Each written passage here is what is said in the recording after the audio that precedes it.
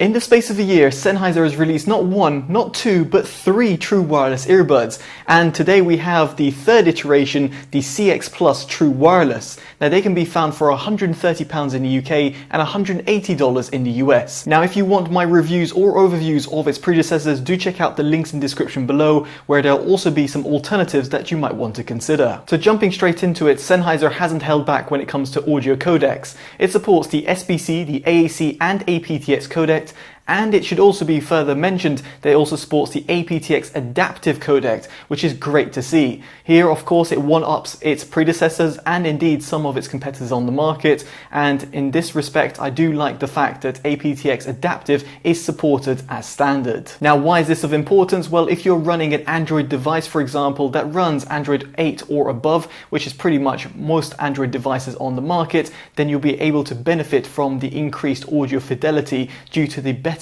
audio codec. Now before proceeding in terms of my subjective opinion, I should mention that through the app, which is included for free both on iOS or Android, you can EQ them, and there's a 3-band equalizer. Now through the Bass EQ, I've added 3 notches and I've added 4 notches to the Treble EQ, leaving the mid-range untouched. Now the reason I mention this is because it's very much going on to my opinions of the overall sound reproduction of the earphones. There is also another function I should mention, is bass boost, and I left that completely disabled because I felt that hampered with the overall mid-range accuracies. Now nevertheless, what do I actually make of the earphones as someone who's reviewed over 400 audio-related devices? Well, in terms of its sub-bass reproduction, I don't think it can quite compete with more bassier true wireless earbuds on the market. Take for example the Oppo Enco X or the Jabra Elite 75T, two of my favorite true wireless earbuds, specifically when it comes to a low-end response. But still, the sub-bass extension is there, and of course you can tailor it to a certain degree, but Sennheiser has never been known for providing a really low-end rumble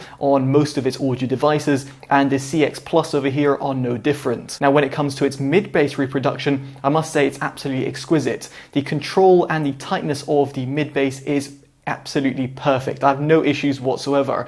Some might actually argue that you want a little bit more emphasis on the mid-bass frequencies, and as such you want to EQ that bass EQ even more, but I do find that actually then hampers in terms of the mid-range accuracies, and as I said before, the bass boost function that you can toggle again does detract from some of its better qualities in comparison to other earphones at its price point. Now of course this brings me on to its mid-range reproduction, and here the mids are arguably one of its biggest selling points in comparison to a lot of earphones that come in at the sub $150 or let's say $200 price tag. The CX Plus True Wireless, very much like some of its predecessors, really excels. Yes, there's still a notion of a slightly V-shaped sound signature, especially when you're comparing it to, for example, the Momentum True Wireless 2 earbuds or some other earphones that really prioritize the mid-range frequencies. But for earphones at its price point, the CX Plus True Wireless, very much like its predecessors, are arguably class leading. If you really like your mid-range, in other words, if you like vocal tones to come out to the foreground, then you're going to really appreciate the overall sound signature that Sennheiser has reproduced with the CX Plus True Wireless. Now as for the highs, I should say that as its default configuration, I was left a little bit unimpressed.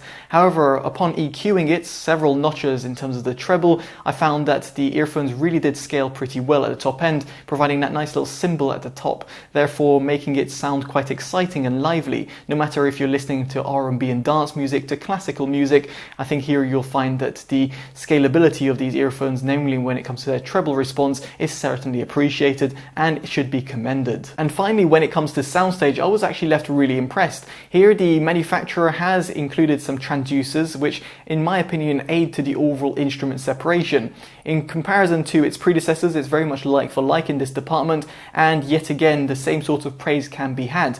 The earphones give you a good sort of tonality, great sort of imaging, and also when it comes to the overall airiness in comparison to other earphones out there on the market, they do a great job. Now don't get me wrong, there's some earphones such as the Creative Outlier Air V3 or V2 which do a phenomenal job in this department, and very much like audiophile-grade earphones out there as well, such as let's say the NuraTrue, the Sennheiser Momentum True Wireless 2 or the Grado GT220s will outperform the CX Plus True Wireless. but presuming these earphones are also a lot more expensive, it should be kind of being compared like for like, and here in comparison to the likes of the Oppo or Jabra earphones, the CX Plus earphones really do stand out. And now we get onto one of the key selling points of the CX Plus True Wireless, namely over its predecessors. And here the earphones do incorporate active noise cancellation. Now in the past I should say that I've been very critical of the overall ANC performance of Sennheiser earbuds, namely the Momentum True Wireless 2, where I felt the ANC on or off really didn't make much of a difference. But it seems that Sennheiser has incorporated better firmware and indeed has basically improved the overall ANC performance, whereby the ANC toggle does make a difference, which is a great news to most consumers. Now the CX Plus True Wireless do a decent job and can be compared like for like with the likes of the Jabra Elite 75T, although in comparison to the Jabra Elite 85T, or let's say the Oppo Enco X, or let's say the NuraTrue, or some more flagship ANC earbuds out there on the market from the likes of One More, or let's say Sony, here the earbuds won't really compete. But nevertheless, at this price point, it's a definite great inclusion, and it's one that was definitely appreciated in my books. Now with that out of the way, let's get onto recording quality. Now very much like their predecessors, the CX Plus True Wireless do pick up a lot of environment sound around you. So if you're in a noisy environment, or let's say you have music playing next door or something, then the earphones might be able to pick that up. Elsewhere, when it comes to the overall recording quality, here the earphones do prioritize the mid-range, as you might expect, because that's what you really want when it comes to the vocals. However, it means that the overall bass tones are somewhat cut short, and if you compare them to the likes of the Jabra Elite 75T, the CX Plus True Wireless will sound a little bit more tinny. Now moving on to the app, what you'll be able to see over here, you've got the transparent hearing, which you can enable or disable, and you can have it simultaneously being used when music is being played. Then you've got the equalizer preset, which I did mention before, and you can customize the 3-band equalizer. Of course, this is very subjective, although I much prefer the 3-band equalizer over the kind of funkier looking one that Sennheiser used to provide. It's nice to see that a more regular looking equalizer is available. Now if you were to press the button on the bottom right, you'll see over here the different audio presets, including the bass boost function if you want to enable it or disable it. And unlike its predecessors, there is a slight difference in terms of the bass, as I did mention in terms of the audio quality section, and then you can set your own presets and flick between them, specifically if you can be sharing your earphones with someone else. Now as for the connections, it gets you an idea of how many different devices are connected, although it should be noted only one device can be connected at a singular time with these earphones. Now if you press the cog icon at the top right over here, you've got a variety of different settings, such as a smart pause, which is useful if you want an automatic play and pause function when you take the earbuds out of your ears. Active noise cancellation, auto accept call, auto power off are pretty all self-explanatory. Side tones, that's for you to hear yourself while you are talking. In my case, I don't really like that. And then you've got the earbuds customization.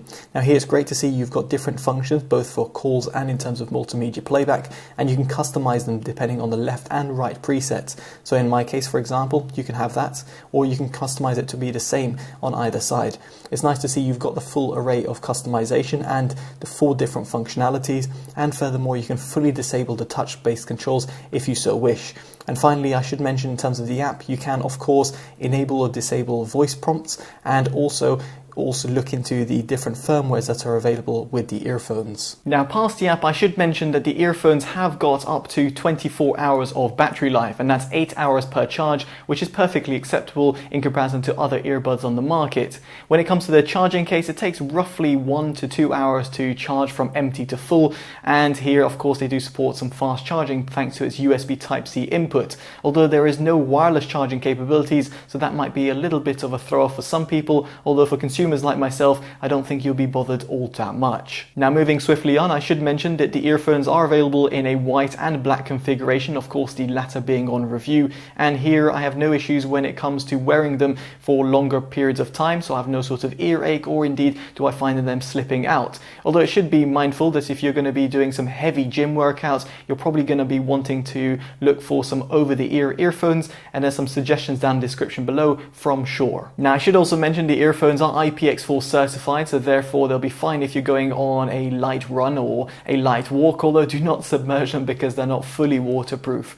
Elsewhere, the earphones do have touch-based input, as I did reference before, and here I just want to comment at the overall touch responsiveness. I do find that they're a little bit laggy of sorts, although on the grander scheme of things, they are accurate in terms of your touch-based input. So therefore, if you touch once or touch twice or triple tap or hold it down, it does work pretty well. And here I do feel that its laggy nature is purely because the earphones are trying to process your touch input and do not want to give you the wrong input, specifically let's say if you're going to be skipping or going forward in terms of a song. And finally, I should also mention that both earphones can be used independently from each other, which is of course a very handy feature for those people who want to run them in a mono format. Although very much like its predecessors, I should note that the transition between left and right earbuds, specifically when you're taking one out or in of the case, there's a little bit of a delay, yet again very much like the touch input that I mentioned before, that in comparison to some of its competitors, it's not quite as seamless. And so this all leads me on to my verdict. Would I recommend the CX Plus True Wireless?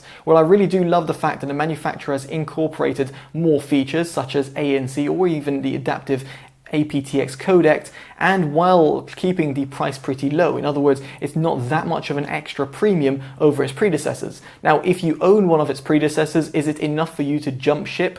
Potentially, but I would say just stick to the CX400BT or the CX True Wireless.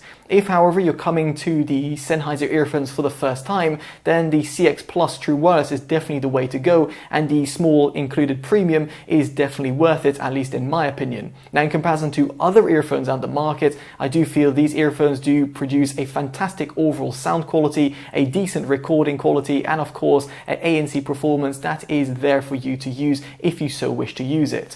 Ultimately, I think they're a great package, and as such, I can definitely recommend them, and they get my Best Buy award. Now, I'd be intrigued to hear your thoughts in the comment section below, and of course, if you like this video, definitely do drop a like and subscribe if you haven't already.